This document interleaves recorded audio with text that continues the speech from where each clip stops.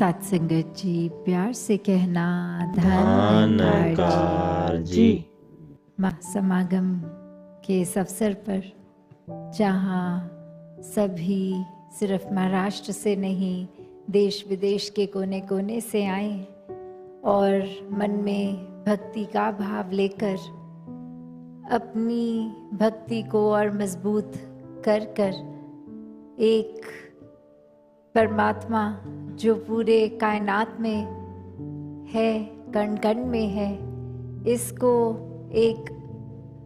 आमने सामने अपने देख के और फिर इसी परमात्मा से प्रेम करके अपने जीवन में भक्ति का भाव, और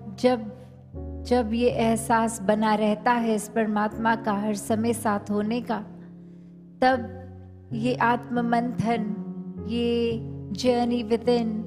बहुत ही सरल हो जाती है।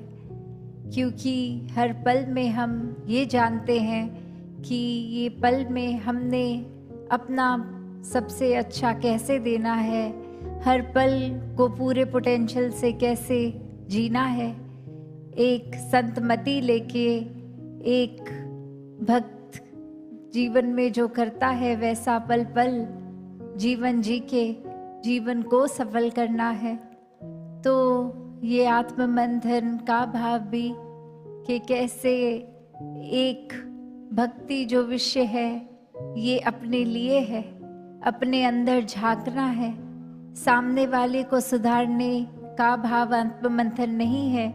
कि मैं अपने अंदर ये महसूस करके सोचकर कि क्या क्या और लोग ठीक करें, नहीं, ये अपनी ही ऊपर काम करना, अपने आप को सजाना और कैसे है, सिर्फ शरीर को नहीं, ये मन को किस तरह साफ रखना है, एक सुंदर बनाना है, और कैसे फिर इंसानियत का रास्ता लेके बहुत ही सहज रूप में ये जीवन जीना है। कैसे संसार तो एक दूसरे की ही कमियां निकालने में हर समय लगा रहता है। जैसे कुछ समय पहले ऐसे भी एक कहानी आई जहां कुछ छोटे बच्चे आपस में एक गेम खेल रहे थे, और वो गेम में यही था कि ये आँख को 2 मिनट के लिए बंद करना है सभी बच्चों ने, और कैसे वो 2 मिनट के अंदर अंदर अभी शुरू होते ही पहले एक बच्चे की आवाज़ आती है कि ये सामने वाला बच्चा तो अपनी एक आँख खोल रहा है, और फिर एक और बच्चा कह रहा है नहीं, मैं तो पहले से देख रहा था, उस बच्चे से पहले तो आपने अपनी आँख खोल ली थी। तो ऐसे करते करते एक दूसरे के लिए ये हर कोई कहने लग गया, और वो अब 2 मिनट जैसे ही ख़त्म हुए तो जो आखिरी बच्चा था वो अपनी आँख खोलकर फिर ये कहता है कि चलो सबने खोल ली तो अब इसलिए मैंने भी खोल ली। तो पर 2 मिनट जब ख़त्म हुए तो सभी की आँख खुली हुई थी। तो बात यही कि जो गेम का रूल था वो तो था कि 2 मिनट तक बस आंखें बंद रखनी है अपनी, और इधर उधर नहीं, बस अपनी ऊपर काम करना है, अपने ऊपर बस ये एक रूल है, इसको फॉलो करना है।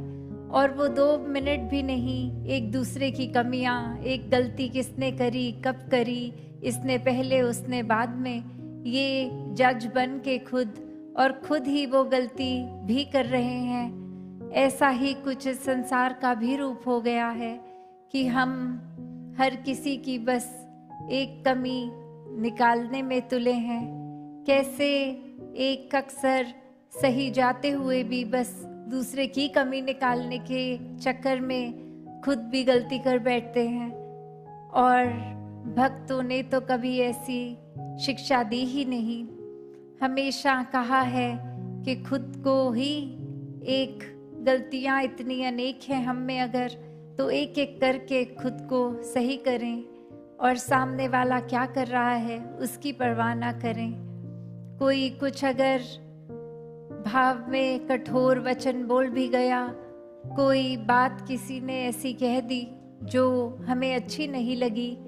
तो उसको भी कैसे आगे समझाना, उसको भी एक बहुत ही विनम्रता को अपनाते हुए, क्योंकि भक्त का दिल तो इतना ही एक कोमल रहता है कि हर किसी का दर्द महसूस करता है। ऐसे ही संतों ने युगों युगों से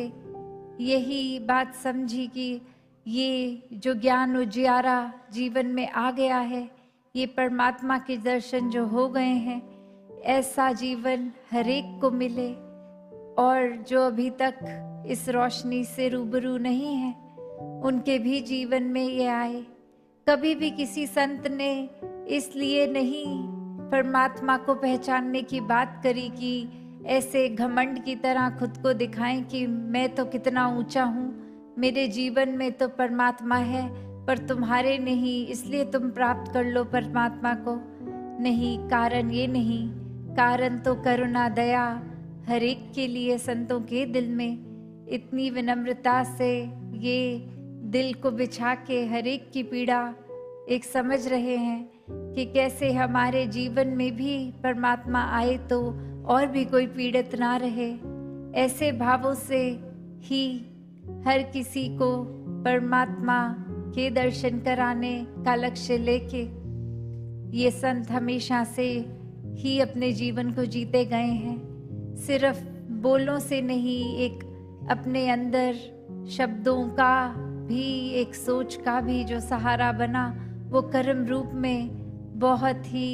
एक साक्षात भक्ति को दर्शाते हुए रहे। तो ऐसा ही जीवन हर किसी का हो सकता है। हर किसी को अपने जीवन में हर समय के लिए परमात्मा के एहसास में रहना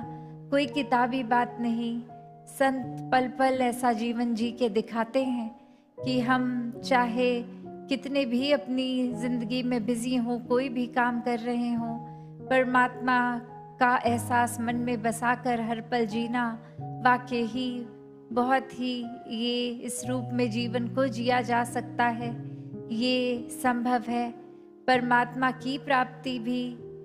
ये इसी जीवन में जीते जी ही संभव है, और इसी के साथ हर पल फिर गुजारना वाकई ही बहुत एक स्मूथ हो जाता है। पल पल में एक खुद को करेक्ट करते हुए सेल्फ करेक्शन मोड पे डाल के एक आत्म मंथन करके कि कैसे हम अगर कुछ कर रहे हैं, क्या वो हमारे लिए या सामने वाले के लिए ठीक है तो करें, नहीं है तो वो उसी समय उसी पल में रोक कर अपने आप को वो चीज़ ना की जाए। ऐसे ही आध्यात्मिक पहलू में भी एक आत्ममंथन की जो बात आती है, वो कोई बुद्धि का विषय नहीं है। ये भक्ति को अपने अंदर और गहराई में डालने का विषय है कि ये सिर्फ दिमाग से सोचने की बात नहीं है, ये दिल से सोचना समझना जिसको कहते हैं, वो एक गहराई में जाने की बात है, अपने भीतर जाने की बात है। तो जहाँ हर कोई आज भी यही संदेश सत्संग के दौरान भी दे रहे थे कि कैसे ये संसार जो इस परमात्मा ने बहुत ही खूबसूरत बनाया है, हम अब इस संसार में आए हैं तो यही फर्ज है कि एक इंसानियत बनाकर इस संसार में रहें। ये एक ऊपरी रूप भी संसार का अगर ये है, इसको साफ किया जाए, गंद ना डाला जाए, एक कैसे वृक्ष लगाए जाएं, कैसे पोल्यूशन की बात जो आती है वो यही है कि वो अपने अंदर की मन की पोल्यूशन है या बाहर हवा में पोल्यूशन है, दोनों ही नुकसान का काम करते हैं। जब हम सांस लेते हैं तो फिर वो पोल्यूशन लंग्स का इशू, और अपने मन में अगर हम किसी के लिए नफरत पालते हैं तो वो भी पोल्यूशन फिर हमारे लिए बहुत ही नुकसान करती है। उस समय में शायद हमको नहीं लगता कि हम अगर किसी के प्रति ऐसी बुरी सोच बना रहे हैं तो इससे क्या ही हो जाएगा, 1 मिनट ही तो हमने किसी के बारे में कोई चुगली कर दी, कोई निंदा कर दी, कोई एक जेलस होकर कुछ ऐसी बात बोल दी, पर ये कब आदत बन जाती है, कब मन बार बार इसके ही एक आकर्षित होकर माया रूप ये बुराइयां भी, कैसे फिर हर पल में ही हम निराकार को तो भूलकर बुराइयों को ही अपना लेते हैं। तो इसीलिए संतों ने हमेशा से सावधान किया कि कैसे एक भी पल जीवन का हम अगर ऐसी चीज़ों में लगाएंगे तो वो पल हम परमात्मा के आनंद में हो सकते थे। उस पल से खुद को वंचित कर दिया और ऐसी चीज़ का सहारा लिया जो अपने लिए भी नुकसानदायक है, औरों के लिए भी है। तो यही बात बार बार संत समझा रहे हैं कि कुछ भी भाव मन में आए तो वो भी साफ कर लें, छटाई कर लें आत्म मंथन से कि अब कैसे भाव मन में टिकने चाहिए। क्योंकि ये नज़र तो पूरा दिन इतना कुछ देख रही है, तो भी क्या फिल्टर करना है, अपने अंदर डालना है, क्या बाहर देखते ही उसको छोड़ देना है। जैसे कहते भी हैं अक्सर कि किसी ने अगर कुछ ऐसा बोला जो पसंद नहीं आया, उसको भी पहली कोशिश यही करें कि जैसे एक कान से सुन के दूसरे से निकालें, मन के अंदर वो भीतर ना असर होने दें। वो असर होगा तो फिर दिल भी अपना दुखेगा, परेशानी भी होगी। और अगर ऐसा हो ही गया है, किसी की बात चुप भी गई, तो फिर भी हम अपना रिएक्शन क्या देते हैं। एक किसी को अगर गुस्सा आया किसी पल में, तो उस गुस्से को किस रूप में एक कंट्रोल करना है। वो एक जैसे आग का अक्सर उदाहरण देते हैं कि आग में इतनी तपश होती है, अगर हम डायरेक्ट कोई अपना फुल्का सीधा आग में डालेंगे तो वो तो बनेगा नहीं, आग उसको भस्म कर देगी। पर वही एक तवे का रूप, जब हम आग पे तवा रख देते हैं और फिर उसके ऊपर रोटी रखते हैं, तो वो रोटी हमारे शरीर के लिए पौष्टिक बनती है, फायदेमंद रहती है। तो वही बात कि कैसे गुस्सा अगर आया भी तो इससे पहले वो एक हर चीज़ को हमारे भस्म कर दे। हमें खुद उसका एक पॉजिटिव यूज़ लेना है, उसको सही तरीके से। ये नहीं किसी ने कुछ कह दिया तो हमने भी पलट के उसको गुस्से से ही बोलना है। तो ये फिल्टर का काम ये हर पल हो सकता है। बस ये परमात्मा याद रहे। हर समय में हम अपने आप को अपने ही मन के तराजू में तोल के देखें कि कौन सा हिस्सा भारी रखना है हमें, अपना अच्छाई का या बुराई का। किसी के चोट पहुंचाने से दर्द होने पे क्या हमें एक उस समय अपने आप पे काबू रखकर मन को शांत करके उस इंसान के लिए भी परमात्मा से ये अरदास करनी है कि ऐसे जानबूझ के वो औरों को चोट पहुंचाना बंद करे, या फिर हम यही सोच के बैठे कि उसने जितना दर्द दिया मैं अब आगे सामने से और ज़्यादा दर्द दूँ उस इंसान को। तो ये सब तो अपने ऊपर ही हर किसी के है। तभी ये इतना जोर आत्म मंथन के भाव पे कि जितना ज़्यादा हम हर पल में एक सोचकर मन से, एक ये देखकर कि क्या बात सही है क्या नहीं, उसके हिसाब से जब अपने मन की धारणा बनाएंगे तो वही हमारे एक्शंस बनेंगे, वही व्यवहार बनेगा। तो भक्ति को हर कोई हर पल में अपने शामिल करते हुए ये आईना, ये शीशा अपने सामने ही रखना है और खुद को ही देखना है, खुद को ही एक ठीक करते हुए अपने जीवन को जीते जाना है। तो आज भी सुबह जब आए और ये दोपहर के समय में ये एक झांकिया रूप भी, स्वागत रूप भी, और उसमें भी हर एस्पेक्ट बहुत ही सुंदरता से महापुरुषों ने ये टच किया कि कोई अगर झांकी आए वो एक सोशल मैसेज के साथ या फिर एक आत्मा भक्ति में वो नृत्य रूप करते हुए, कहीं और कला का सहारा लेते हुए, तो वो भी भक्ति के ही पहलू जीवन में किस तरह तरह अलग एस्पेक्ट्स में। तो तो वो भी भाव जहाँ देखिए, और अब सत्संग में भी और आने वाले दिनों में भी ये बहुत ही सुंदर भाव संतों के सुनने को मिलेंगे। तो दातार कृपा करे कि ये एक जो संतों का संग मिला है, ये सत्संग मिली है, इसको कभी भी हल्के में ना लें कि हाँ हर हफ्ते अगर हम अपने भवनों पे भी होते हैं, घरों में होते हैं,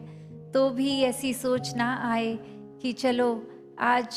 तो थक गए हैं, आज सत्संग छोड़ देते हैं, फिर 2-4 दिनों बाद सत्संग तो होनी ही है या हर सुबह होनी ही है, कभी और चले जाएंगे।